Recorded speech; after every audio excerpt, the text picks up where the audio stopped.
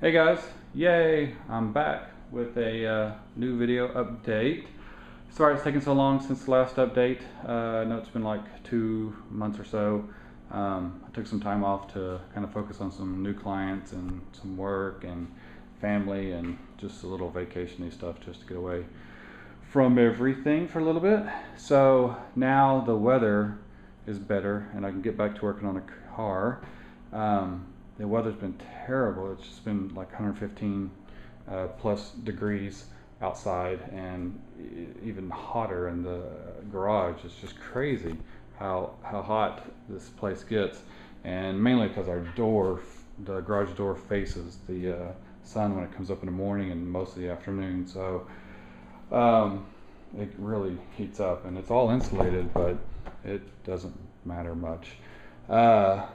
So yeah, let's see, in the last video that I did, I was working on the Gantry setup, so I'll try to kind of update everybody on everything that's going on. So now, yay, the Gantry is mounted to the ceiling. It's all painted nice and everything. So I did this setup differently than the previous Gantry that went around the whole car. So I had a Gantry deal that, you know, went around.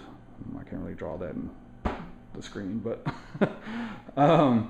so yeah, so I had a different Gantry that went completely around the car, and it worked real well, but it was a pain to set up and to calibrate and all that stuff. So I wanted something that was easier and more out of the way, and that's why I made a system that was mounted to the ceiling.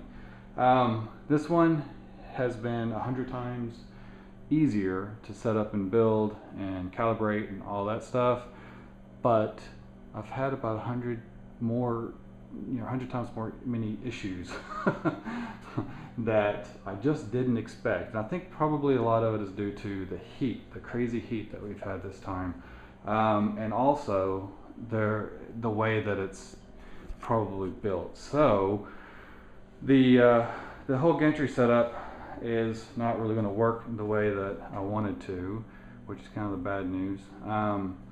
And I'm still gonna be able to use it to project a laser on the car and some other things, but I really need like a perfect center line down the car, and it cannot, move at all.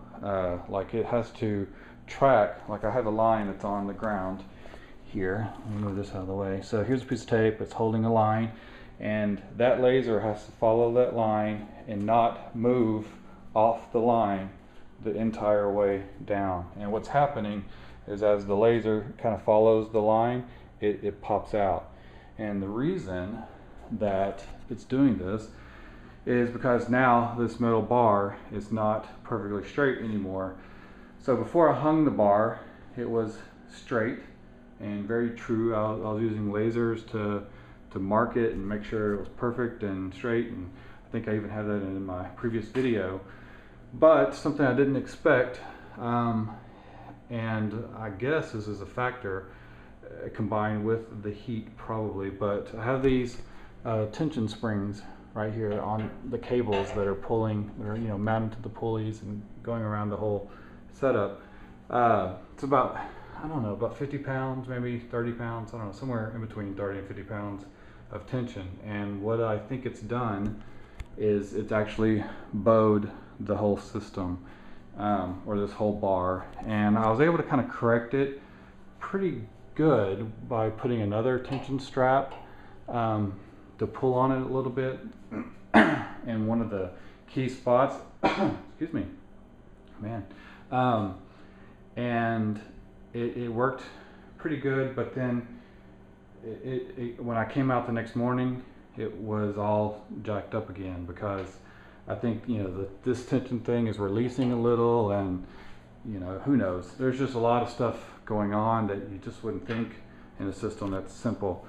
So what I'm going to do next is take this setup, come on this side so you can see over here, and I'm going to use this to create the horizontal line going this way.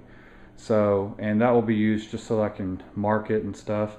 So I'll use it that way, but in order to get my center line that I need to track perfectly down the center of the car, I went ahead and purchased some more lasers off of eBay because I actually blew out all my lasers yesterday. My bad. But I had the wrong voltage transformer.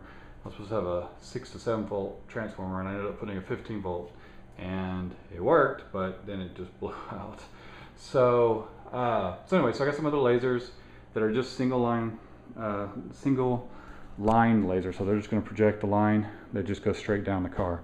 And I have 3 of them coming. They're a little bit higher powered.